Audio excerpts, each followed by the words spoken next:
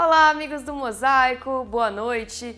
Bem-vindos ao programa Há Mais Tempo no Ar na televisão brasileira. Veja hoje um bate-papo sobre doenças genéticas raras, cozinha da Ideshemami, pergunte ao Rabino e muito mais. No oferecimento do nosso parceiro, o Hospital Albert Einstein, vamos direto aos comentários da semana com ele, Rony Gottschalk. Rony, é com você.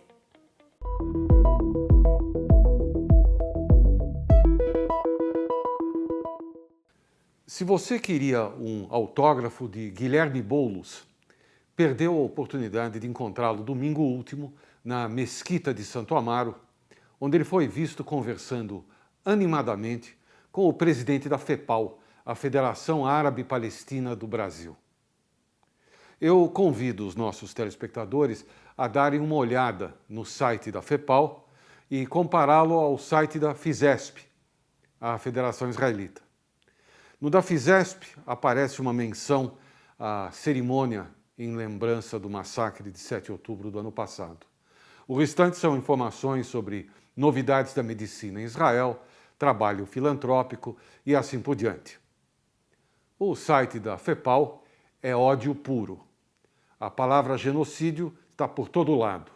O fim do sionismo está próximo. Até 2 judeus antissemitas eles arrumaram para rechear melhor o conteúdo. E aqui está descortinada a dificuldade que as pessoas bem intencionadas parecem não entender, de arrumar um cessar-fogo que vale a pena ou de discutir seriamente 2 povos e 2 estados. Um lado quer a paz e o outro quer que você desapareça.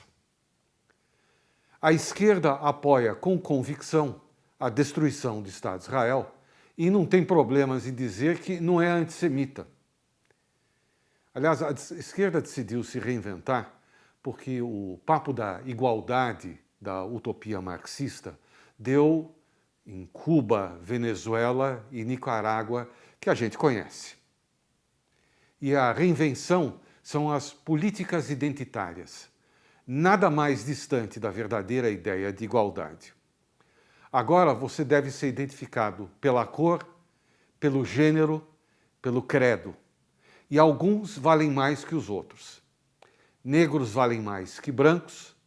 O 1 bilhão e 900 milhões de muçulmanos são os oprimidos e os 13 milhões de judeus são os opressores.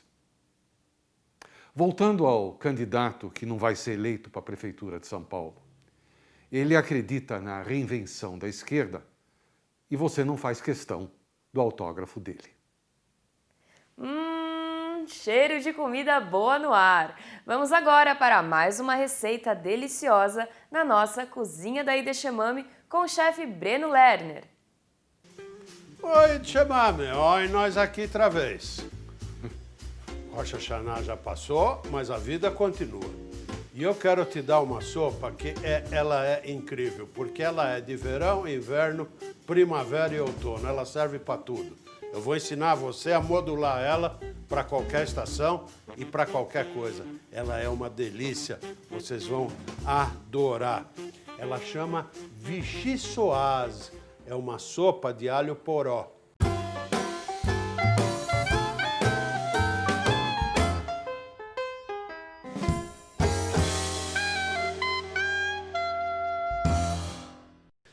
Com esse nome, você diz assim, Vichy Soase, esse nome tem que dizer que ela foi feita na França. Pois não é que não foi? Ela foi inventada nos Estados Unidos por um cozinheiro francês, sim, da cidade de Vichy, da região de Vichy, que quis remontar uma receita da avó dele. Ele chamava André Dayat. E criou a Vichy Soase, que segundo ele era uma sopa que a avó dele fazia para eles. E eu vou muito modestamente tentar reproduzir aqui para vocês. Vamos lá. Vamos esquentar a panela e nessa panela nós vamos pôr uma manteiguinha e um cozico de nada de azeite só para não queimar a manteiguinha. A manteiga derreteu, nós vamos colocar uma cebola fatiadinha, e 3 alho poró já picadinhos, a parte branca. Quero falar uma coisa para vocês sobre o alho poró e a parte branca. Mas para lavar o alho poró, você tem que pegar aquele bastão que é a parte branca, cortar ao meio e em água corrente, com muita água, você limpar, porque a terrinha entra entre as camadas do alho poró e acaba te fazendo uma surpresa no jantar. Então é muito recomendável uma lavagem cuidadosa do alho poró. Talvez seja até por isso que as pessoas não gostam de usá-lo, mas a verdade é que ele é especial. O que eu quero que você veja é isso aqui. Tá tudo bem molinho, mas não tem nada bronzeadinho. Agora, batata. Como diria a minha Bob Clara, kartoffeln. Um caldo de vegetais. Agora, quem vai mandar aqui na sopa é a batata. Vou jogar tudo no meu Thermomix. Vamos pôr aqui na velocidade 8.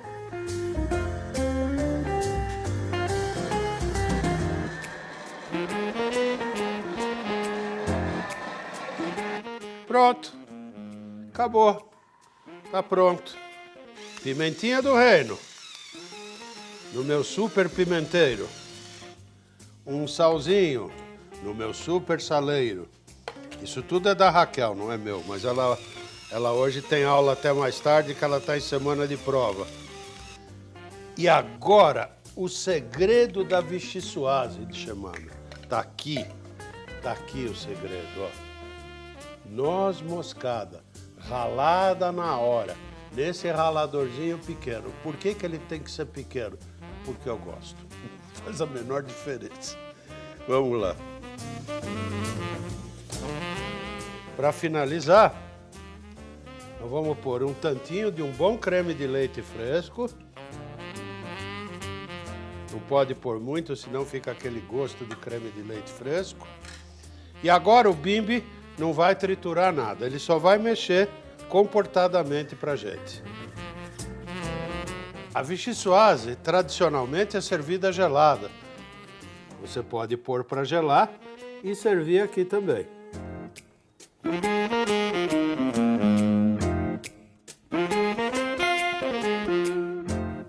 Para vocês, um ótimo apetite. Isso daqui tá muito bom demais. E eu te vejo no próximo Cozinha da Edchamame. Tchau!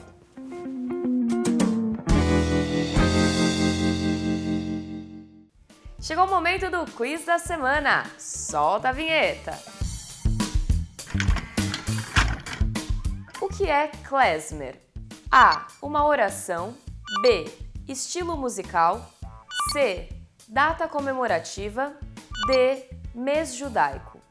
As 5 primeiras respostas corretas no nosso Instagram levam para casa o super livro Senhor Mosaico. Vamos para um rápido intervalo e você não saia daí.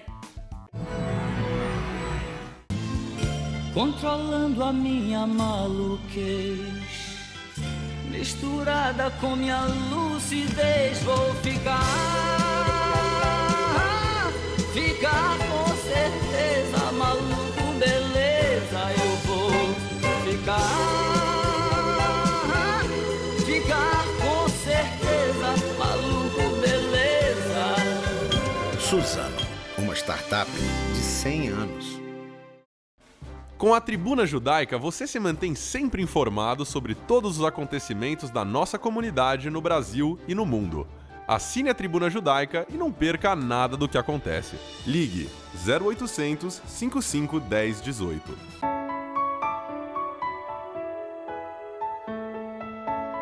A Hevra Kadisha se preocupa em atender a comunidade hoje e deixá-la tranquila daqui para frente. Assim, todas as obras e trabalhos de manutenção têm um olho no presente e outro no futuro. Em outras palavras, Ledor Vador. E o resultado é visível. Nossos cemitérios estão entre os mais bem cuidados do mundo. Hevra Kadisha, mantendo acesa a chama da comunidade. Confira agora a entrevista sobre o programa Doenças Genéticas Raras com Miriam Wasserman, vice-presidente da FISESP e outros responsáveis no desenvolvimento do programa. Amigos do Mosaico, nós vamos aproveitar essa nossa entrevista de hoje, nós temos vários amigos do Mosaico aqui, para conscientizar, para falarmos de uma coisa que muita gente faz de conta que não viu ou tenta evitar de mencionar. São as doenças genéticas raras que acometem tanto a comunidade Ashkenazi como a comunidade Sefaradi. Mais comum entre os Ashkenazim que os Sefaradim. Se eu não fizer uma bobagem, deixa eu apresentar quem está conosco hoje, Miriam Wasserman. Olá.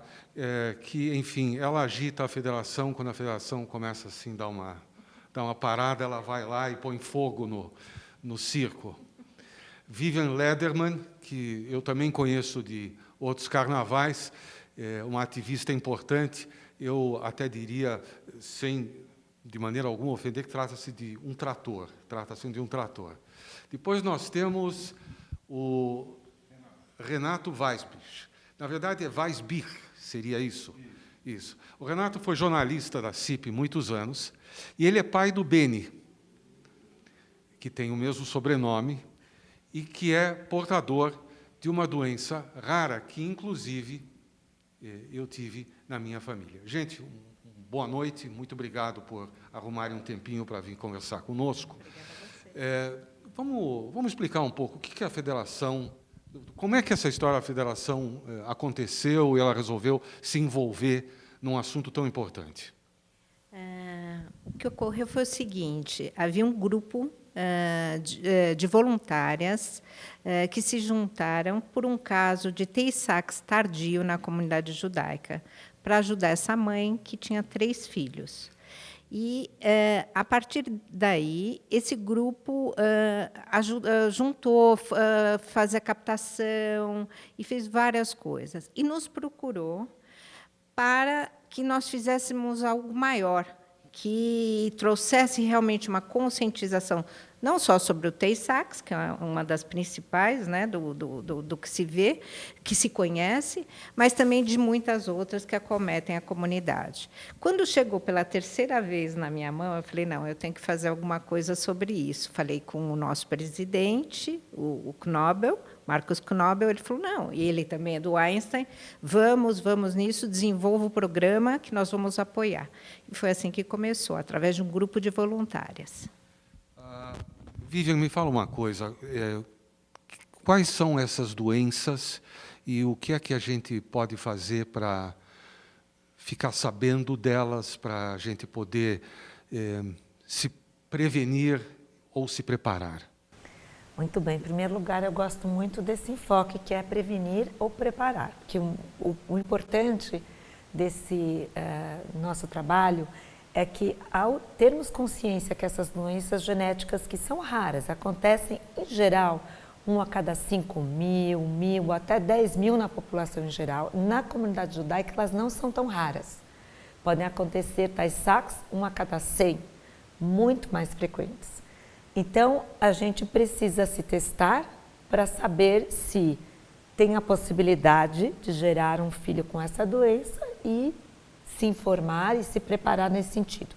Nós temos um site onde doençasraras.org.br, onde aparecem muitas dessas explicações. As mais comuns que a gente conhece, Tay-Sachs, Neumann, Pick, Gaucher, desautonomia familiar, tem uma lista de mais ou menos 15 no mundo Ashkenazi e umas 10 no mundo Sefaradi, mais ou menos isso. E 2 panéticas. Sim, e outras panéticas. O importante é que muitas delas são altamente degenerativas, ou seja, estamos falando de bebês que irão nascer e provavelmente não chegam a passar da primeira infância. Essas doenças nos preocupam mais, porque são crianças que a família e a criança terão um grande sofrimento por 2 ou 3 anos e depois não existe uma solução e a criança vai a óbito. E temos outras que não são tão graves, embora degenerativas, e podem não ter cura, mas elas têm um manejo, elas têm como se fazer tratamentos para amenizar. E quanto antes a família sabe e tem a consciência, melhor é o tratamento e é melhor a condição de vida para todos. Renato, você tem uma razão pessoal indiscutível para se interessar e se envolver nesse assunto. Você, como pai, acompanhando o crescimento e desenvolvimento do Beni, como você sentiu, como pai, enfrentar, primeiro, provavelmente, uma certa ignorância, um certo desconhecimento sobre o assunto, e como você enxerga essa nova iniciativa? Muito bem, na verdade, no começo estava completamente perdido, os médicos perdidos também, que os médicos não conheciam, alguma coisa seu filho tem, mas a gente não sabe o que é, né? Então, a gente teve a sorte de até ter bons médicos que saíram para pesquisar e que nos ouviram, e a gente chegava ali, ele não está sentindo dor, ele não tem lágrima, e os médicos foram atrás, até que chamaram um dia a gente e falaram assim, era um parágrafo, tem esse texto aqui, né? Vamos fazer os testes. Não, a gente não conseguia fazer os testes aqui no Brasil, só nos Estados Unidos tinham acabado de isolar o gene da desautonomia familiar. E aí, desde então, a gente a família se viu um pouco na obrigação de, precisamos alertar as outras pessoas para isso, né? E a gente nunca teve fôlego, força, braço, perna, porque também tinha que cuidar do Beni, depois tem o Sami, que não tem a síndrome, ele é azão-azinho, né? Ou seja, ele é portador do gene. Se ele procriar com uma moça que também seja azão-azinho, tem 25% de probabilidade de ter a mesma síndrome.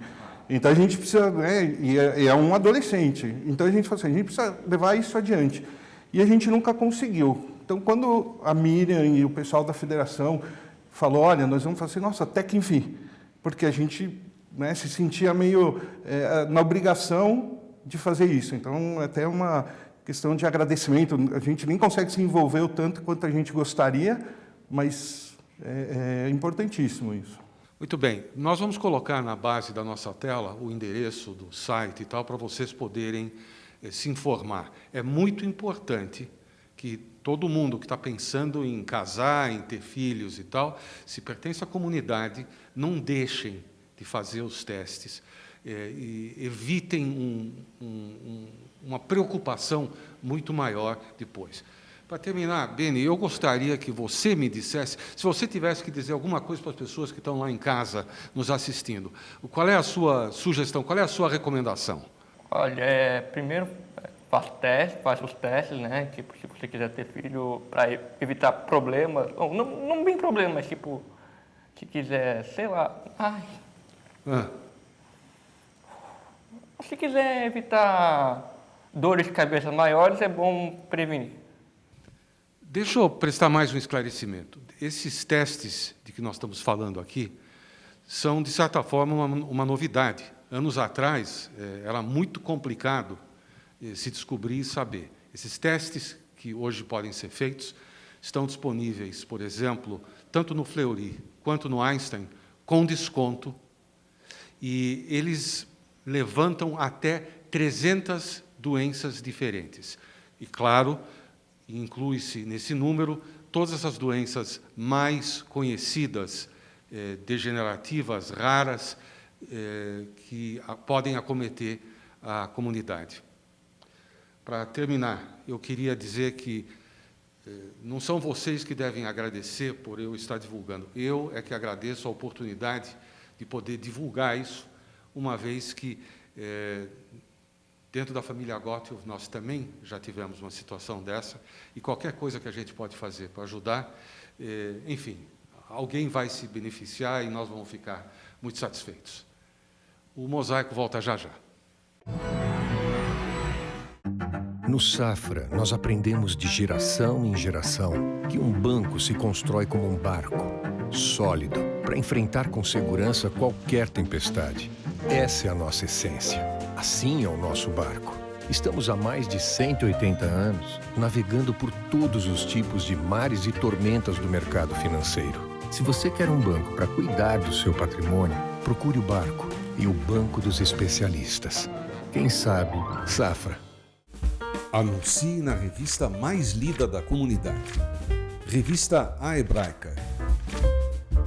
Ligue 3815-9159.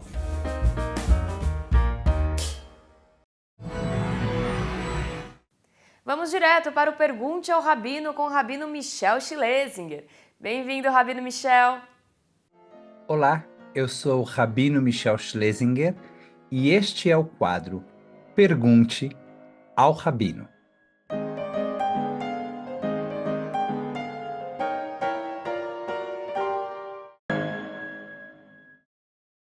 A pergunta de hoje é, Rabino, o que nós celebramos durante a festa de Sukkot? E a resposta é a seguinte: como tudo no judaísmo, nós temos diversas opiniões sobre cada assunto. Cada pergunta judaica é respondida sempre de diversas maneiras.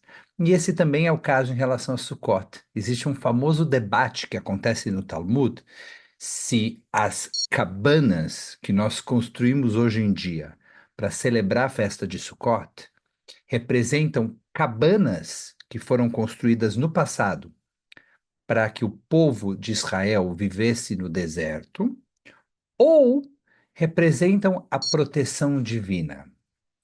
Ou seja, a pergunta é se quando a Bíblia, a Torá, usa o termo Sukkah, ela está falando de uma estrutura concreta, em que os filhos de Israel dormiam nela, ou a Torá está falando da proteção divina, de algo simbólico. E como sempre também no judaísmo, existe uma maneira da gente negociar entre as diferentes opiniões e encontrar uma opinião que seja enriquecida por todas as diferentes visões sobre um assunto. Eu particularmente acredito que Sukkah é as duas coisas. São as moradias que nós construímos fisicamente, para que a gente possa se abrigar e viver com dignidade, nossas casas, nossas instituições, nossos locais de trabalho, mas a Sukkah também representa a proteção divina. Um não existe sem o outro. Precisamos fazer a nossa parte e construir nossas moradias. E precisamos também rezar e contar com a proteção de Deus. Feliz festa de Sukkot, Chag Sameach. Hora de descobrir a resposta do quiz. A alternativa correta é a opção B. Klezmer é um gênero de música não litúrgica judaica que se originou dos judeus do leste europeu em suas caminhadas. Essa constante peregrinação fez com que músicos judeus de muitas tradições diferentes fossem se encontrando, trocando culturas e trazendo muitas referências para dentro da sonoridade do klezmer, com misturas culturais de diversos lugares. Legal, né? E aí, você acertou? A nossa produção vai entrar em contato com os 5 primeiros que nos enviaram a resposta correta via inbox. O klezmer é a maneira ídis de falar duas palavras hebraicas. Klei, zemer, instrumentos de música. Bom, quero ter um exemplo mais fácil. Vai para o interior, uma cidadezinha do interior, tem aquele coreto, tem aquela bandinha que se apresenta lá no coreto, é mais ou menos por aí. Não era formado por profissionais. Originalmente, o alfaiate, o sapateiro, o vendedor, cada um tinha um instrumento, se juntavam, às vezes 6, 8, até 10 pessoas, iam e tocavam. Banda klezmer é para fazer dança em roda, algo com bastante ritmo, uma batida forte, todo mundo dançando, cantando, pulando. Isso começou há bastante tempo na Europa Central, Rússia, Romênia, Polônia, Hungria. Se desenvolveu nos últimos 2, 3 séculos. Tinha banda klezmer em todo lugar, tinha até gente que estudava música para tocar melhor cada vez. Eles iam de uma cidade para outra, itinerantes, e havia rivalidades entre bandas. E assim foi até o fim da primeira metade do século XX. Música klezmer no Pinata Música da Semana.